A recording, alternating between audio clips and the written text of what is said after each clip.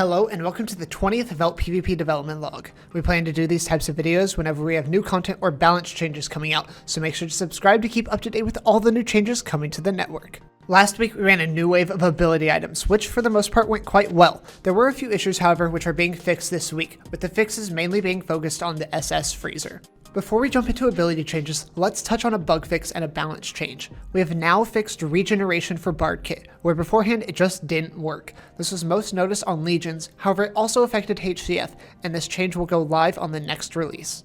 We also have implemented a weighted cost loot system, so we will be experimenting with it over the coming weeks to figure out what a good balance is for various tiers and rewards. If you have feedback on the system, feel free to head over to our Discord and give us your suggestions. To start out with abilities, we are removing snow globes from Koth loot, as they are not meant to be in this rotation. Along with this, we are fixing costs to give at most tier 2 Koth keys, as players were actually able to obtain tier 3 Koth keys from events other than Citadel and Conquest. With that being said, we are also making the Kangaroo more common by making it available in the tier 2 Koth loot on Saturday. The second chance item was also experiencing a few issues where it would activate too early, which we are pushing a fix for this weekend. It should now activate at lower amounts of health instead of sometimes activating at as high as 7 hearts of health.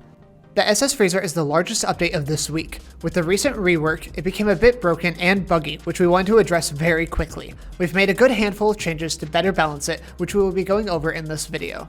The freezer's duration was a bit too lengthy when it was used on kits, so the default duration will remain at 5 seconds. However, any kit such as Bard, Archer, or Rogue will be frozen at 3 seconds instead. We also have implemented a minute-long thaw time, where a player cannot be frozen by any other player for a minute after they thaw out. This is to help prevent endless freezing scenarios. The duration of this immunity may be changed before release based on our testing. However, any changes made will be announced in our Discord before release.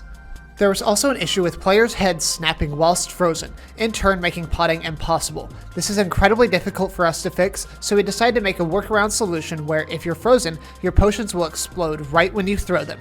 This means there's no travel time for the potion, and you get the most health out of the thrown potion. This makes the SS Freezer less of a quick drop item and instead works to drain the target of potions in order to change the tide of the battle by tipping the amount of potions in the user's favor.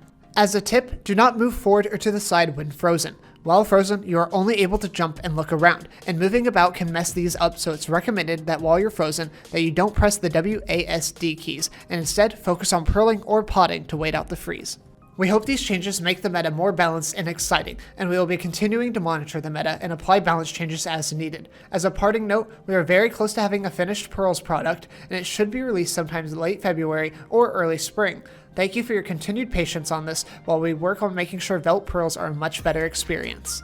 With that, thank you guys for watching this week's development log. If you enjoy these, make sure to subscribe to the channel to keep up to date with all of our releases. We are excited to see everyone this Saturday for our HCF release.